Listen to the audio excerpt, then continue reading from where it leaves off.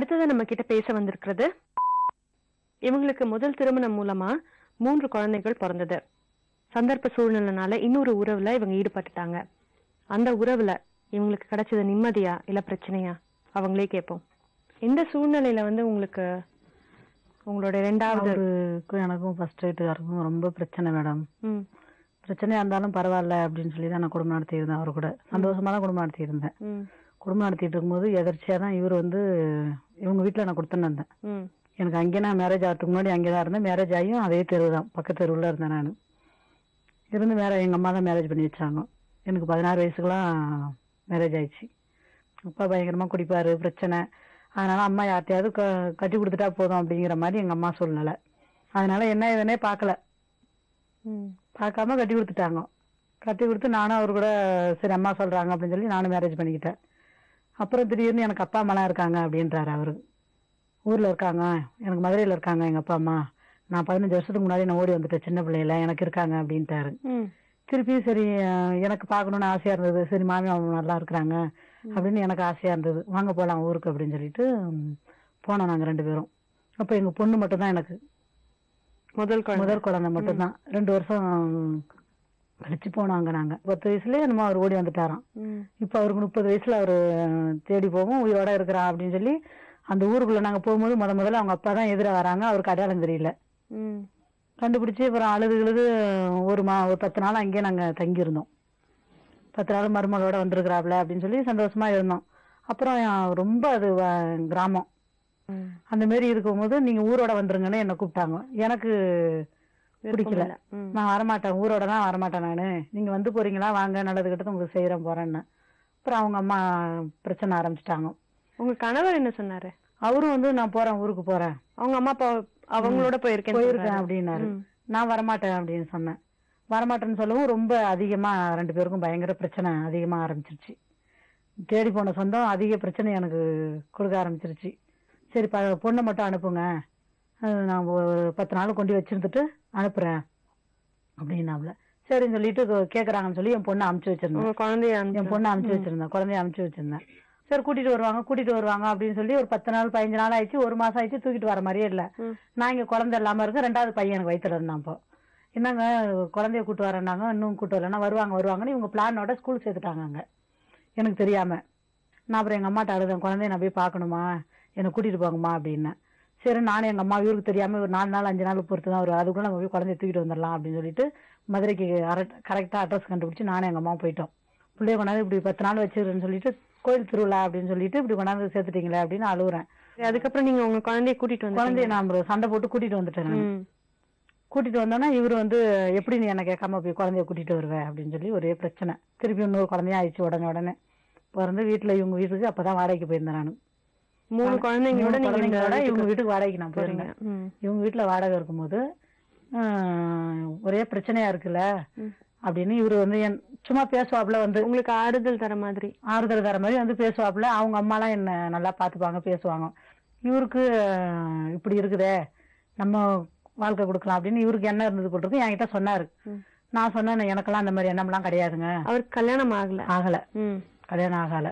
எனக்கு நான் உன்னை கூட்டிட்டு போறேன் அப்படின்னாரு. எனக்கு அந்த மாதிரி எண்ணம்லாம் கிடையாது, அந்த மாதிரிலாம் என்கிட்ட பேசாதீங்க அப்படின்னு எங்க அம்மா கிட்ட போய் நான் சொன்னேன். எங்க அம்மா அதெல்லாம் சரி வராது, நீ வீட்டை காலி பண்ணிரு அப்படின்னாங்க. திருப்பி நான் சரிம்மா இருக்கலாம் அப்படின்னு சொல்லிட்டு கொஞ்ச நாள் இப்படி இருந்தேன். இப்படி ஒரு 5-6 மாசம் அப்படியே நான் ரொம்ப டார்ச்சர் கொடுக்க ஆரம்பிச்சிட்டாப்ல. டார்ச்சர்னா இந்த மாதிரி அடிக்கடி பேசுறது. எங்க வீட்டுக்காரு 2 நாள் 3 நாள் நைட்டு வேலைக்கு போயிருவாரு. கதவு தட்டுறது இப்படி எல்லாம் என்ன இது பண்ண ஆரம்பிச்சிட்டாப்ல. அப்போ ஒரு நாள் இருக்கும், ஒரு நாள் நைட்டு கதவு தட்டுறாப்ல.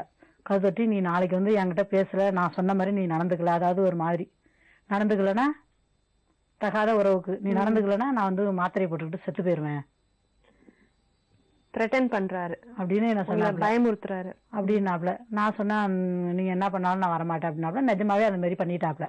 மாத்திரை முழுங்கிட்டாரு. மாத்திரை போட்டுட்டு வீட்டுல போய் படுத்துக்கிட்டாரு. அவங்க வீட்டுல கீழே அவங்க வீடு, நான் மேல மாடியில கொடுத்துனா இருக்கேன். பக்கத்துல ஹாஸ்பிட்டல் கொண்டு போய் சேர்த்தாங்க. அப்புறம் அவங்க அம்மா எல்லாம் வந்துட்டாங்க ஆபீஸ்க்குள்ள இருந்து. என்னதுன்னே யாருக்குமே தெரியாது. திருப்பியும் ஒரு வாரம் டைம் விட்டாரு. மறுபடியும் டார்ச்சர் பண்ணாரு. நீ வருவியா வரமாட்டியா என் கூட நம்ம தனியா போயிடலாம், பசங்களாம் 3 பசங்களையும் தூக்கிட்டு போயிடலாம், வரியா இல்லையா அப்படின்னு. அவளை இல்லைங்க நான் வரமாட்டேன் அப்படின்னு. நீ வரலன்னா நான் மறுபடியும் பண்ணிப்பேன் அப்படின்னு சொல்லிட்டு மறுபடியும் போட்டுக்கிட்டாரு மாத்திரைய. எனக்கு அது மனசு ஒரு மாதிரி ஆயிடுச்சு. அதுலேருந்து நானும் அவர் கூட பழக ஆரம்பிச்சிட்டேன். அப்புறம் அவங்க அம்மாவுக்கு ஒரு வாட்டி 2 பேரும் சினிமாவுக்கு போயிருந்தோம். அதை அவங்க தம்பியோட ஃப்ரெண்டு பார்த்துட்டாப்ல. பார்த்துட்டு வீட்டில் வந்து சொல்லிட்டாப்ல, இந்த மாரி மேலே இருக்கிற பொண்ணும் அவர் பேர் 2 பேரும் போனதை நான் பார்த்தேன் அப்படின்னு. அவங்க அம்மாவுக்கு டவுட் வந்துருச்சு. அதனால நான் என்ன பண்ணேன், நானாவே நல்ல மாதிரி காலி பண்ணிக்கணும் வீடுன்னு சொல்லிட்டு காலி பண்ணி வேற வீட்டுக்கு போயிட்டேன் நான். உங்க கணவருக்கு எந்த தெரியவே தெரியாது அவருக்கு. வேற வீட்டுக்கு நான் போயிட்டேன். வேற வீட்டுல போய் நான் வாடகைக்கு இருக்கும்போது அங்க வர ஆரம்பிச்சாரு. ஏன் இவன் அடிக்கடி வரா அப்படின்னாரு. தெரியலங்க அப்படின்னா. அப்புறம் எனக்கு சொல்லவும் முடியல இவர்கிட்ட, என்ன பண்றதுனே தெரியாம நானே ஒரு நாள் அவர்கிட்ட சொல்லிட்டேன். உங்க கணவர்கிட்ட? எங்க வீட்டுக்கார்ட்ட நான் சொல்லிட்டேன். என்னென்ன இந்த மாதிரி என்ன நீங்க கொடுமைப்படுத்திட்டு இந்த மாதிரி பண்ணிட்டு கிடக்குறீங்க, அவரு என்ன வச்சு வாழ போறேன்னு சொல்றாரு, நான் அவரு கூட போவான்னு சொல்லி இப்படியே கேட்டுட்டேன் நான் அவர்கிட்ட. அவர் உடனே எங்க அம்மா கிட்ட போய் சொல்லவும், எங்க அம்மா ஏற்கனவே என்கிட்ட சொன்னா, ஆனா இந்த மாதிரி சொல்லல, இந்த மாதிரி பண்றான் அப்படின்னு சொன்னா இப்ப அந்த அளவுக்கு மனசை அவன் மாத்திட்டான், அதனால இவளை இங்க வைக்காதீங்க, ஊருக்கு கூட்டிட்டு போயிருங்க, ஊர்ல எனக்கு திருவாரூர் தான் சொந்த ஊர், கோயிலுக்கு போயிட்டு வரலாம் அப்படின்னு சொல்லிட்டு இவங்களுக்குள்ள பிளான் போட்டு என்ன ஊருக்கு கூட்டு போயிட்டாங்க. திருப்பி அங்க கூட்டிட்டு போய் பிரச்சனை, ஒரே பயங்கர பிரச்சனை பண்ண ஆரம்பிச்சிட்டாப்ல. அங்க போய் எங்க அண்ணன் மகளிர் ஸ்டேஷன்ல கம்ப்ளைண்ட் கொடுத்துட்டாப்ல என் மேல, இது இன்னொருத்தவங்க கூட இது போயிட போகுது அப்படின்னு சொல்லி கம்ப்ளைண்ட் கொடுத்துட்டாப்ல. நான் எப்படியோ அழுது நம்ம மெட்ராஸுக்கு வந்துட்டு அவர் கூட போயிடணுங்கிற ஒரு முடிவு எடுத்து அங்கேருந்து நான் அவரு கூட நான் உங்க கூட வந்து வாழ்றேன் அப்படின்னு. குழந்தைங்களும் என் கூட தான் இருக்கு. 3 பசங்களையும் கூட்டிட்டு இங்க வந்துட்டேன், நான் மெட்ராஸுக்கு வந்துட்டேன். 2 பேரும் இருந்தோம், பசங்களை வச்சுட்டு, சின்ன பசங்க தான் 3 பேரும், 3 குழந்தைய வச்சுட்டு நான் 2 பேரும் சந்தோஷமா தான் இருந்தோம். திருப்பி 1 வருஷம் ஆயிடுச்சு. அப்புறம் அவங்க வீட்டுல உள்ள சொந்தக்கார ஒருத்தர் அங்க இருந்து எங்களை பாத்துட்டாங்க. எங்கேயோ வெளியே போயிருந்தோம் ஒரு டைம்.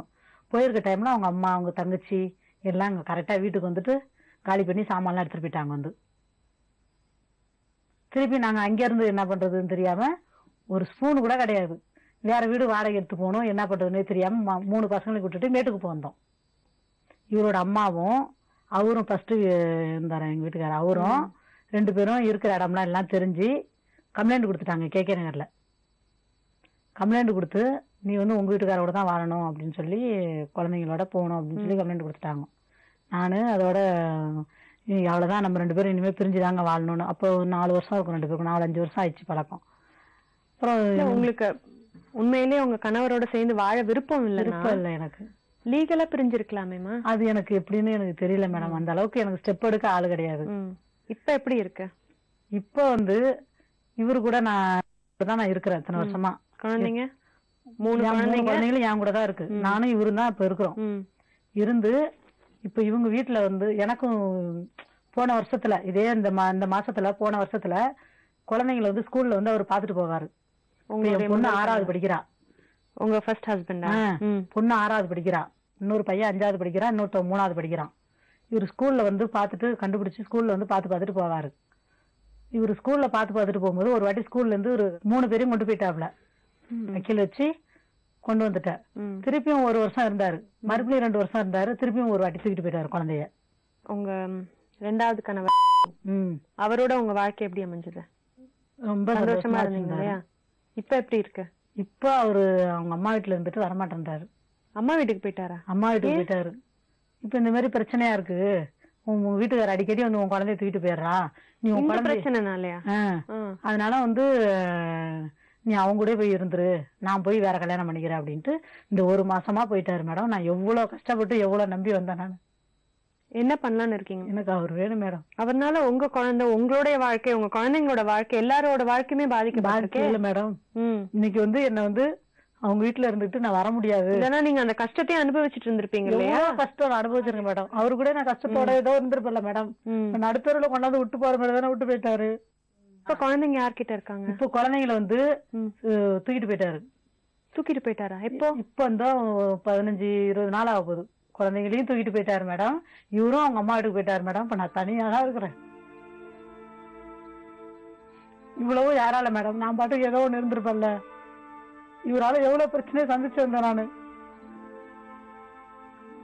இவ்வளவு பிரச்சனையை சந்திச்சுதான் என் கூட இவரு வந்து இருந்தாரு. இவருக்குன்னு குழந்தை இல்ல, இருந்தாலும் பரவாயில்லன்னு தான் சகிச்சு இந்த குழந்தைகளை வச்சு சரி, அப்ப திடீர்னு இந்த மனமாற்றத்துக்கு என்ன காரணம்? அதான் இவரு இந்த மாதிரி டார்ச்சர் பண்ணிக்கிட்டு இருக்கிறாரு.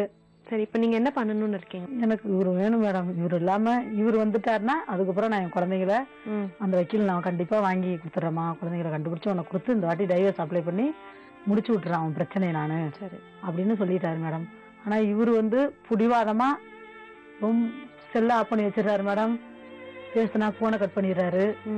இவரு இப்ப பண்றதெல்லாம் ரொம்ப புதுசா இருக்கு மேடம். போன வாரத்துக்கு முந்தின வாரம் நான் செத்துருந்தா நீங்க 18 நாளா இருக்கும் மேடம். நான் 55 டேப்லெட் போட்டு ஹாஸ்பிட்டல்ல கொண்டு சேர்த்து அந்த அளவுக்கு இருந்து வந்து இவர் போயிட்டாரு மேடம் ஊருக்கு. தம்பி பிள்ளைக்கு காது குத்துறாங்க. அவங்க தம்பிக்கு எல்லாம் எல்லாருக்கும் மேரேஜ் ஆச்சு இவங்க வீட்டுல. இவர் என் கூட இருந்தாரு. அவங்க தம்பிக்கு கல்யாணம் எல்லாம் பண்ணிட்டாங்க அவங்க அம்மா. உங்க தம்பி பிள்ளைக்கு காது குத்துறாங்க, நான் போய் ஊருக்கு போயிட்டு வரேன் அப்படின்னு போன 5ஆம் தேதி மேடம் வீட்டை விட்டு அவர் கிளம்பினாரு. அது வரைக்கும் அவர்கிட்ட சந்தோஷமா பேசி இருந்துதான் போனாரு. சரி இவர் போயிருக்காரு வருவாரு அப்படின்ட்டு நான் 5ஆம் தேதி வீட்டை விட்டு போனவர் 6ஆம் தேதி பொண்ணு பார்க்க கூட்டு போயிருக்கிறாங்க. பொண்ணு பார்த்து தாம்பரம் எல்லாம் மாத்திட்டு வந்திருக்காங்க. என்கிட்ட சொல்லாம என் கூடயே தான் இருக்கிறாரு. இதே மாதிரி 4-5 டைம் பொண்ணு பார்க்கவும் கூட்டு போயிருக்காங்க. அது வரைக்கும் எனக்கு இப்பதான் மேடம் இதெல்லாம் தெரியுது. கூட இருந்துட்டே பாத்துட்டு தான் வந்திருக்காரு. அதெல்லாமே அவர் தான் அதுக்கப்புறமா சொன்னாரா? அதெல்லாம் அவர் சொல்ல மேடம். நான் கண்டுபிடிச்சேன். அன்னைக்கு எங்க பையனுக்கு ரொம்ப உடம்பு சரியில்லை. அவங்க ஃப்ரெண்டு கிட்ட வண்டியை கொடுத்து விட்டு டாக்டர் விட்டு கூட்டு போ அப்படின்றாப்ல. நீங்க வராம ஏன் உங்க ஃப்ரெண்ட் அனுப்பிச்சு விடுறீங்க அப்படின்னாப்ல. அவங்க ஊர்ல இருந்து ரிலேஷன் எல்லாம் அவங்க வீட்டுல இருக்கிறாங்க, பொண்ணு பார்க்க போறாங்க போல. எனக்கு தெரியாது. அவங்க ஃப்ரெண்டும் என்கிட்ட சொல்லல. இப்ப அவங்க அம்மா வீட்டுலதான் இருக்காருன்னு உங்களுக்கு தெரியும்? அம்மா வீட்டுலதான் இருக்காரு. நீங்க உங்க 2வது கணவரை சட்டப்படி கல்யாணம் பண்ணிக்கல இல்லையா? சோ நீங்க எந்த அளவுக்கு உரிமை கொண்டாடலாம் அப்படின்றத தெரிஞ்சுக்கிறதுக்கு நாங்க ஒரு லாயரை கேக்குறோம். சரிங்களா? அவங்க இந்த நிகழ்ச்சிக்கு வர போறாங்க. அவங்க சொல்லுவாங்க உங்களுக்கு கிளியரா நீங்க அடுத்து என்ன ஸ்டெப் எடுக்கணும்ன்றத. சரிங்களா? சொல்ல துடிக்குது மனசு.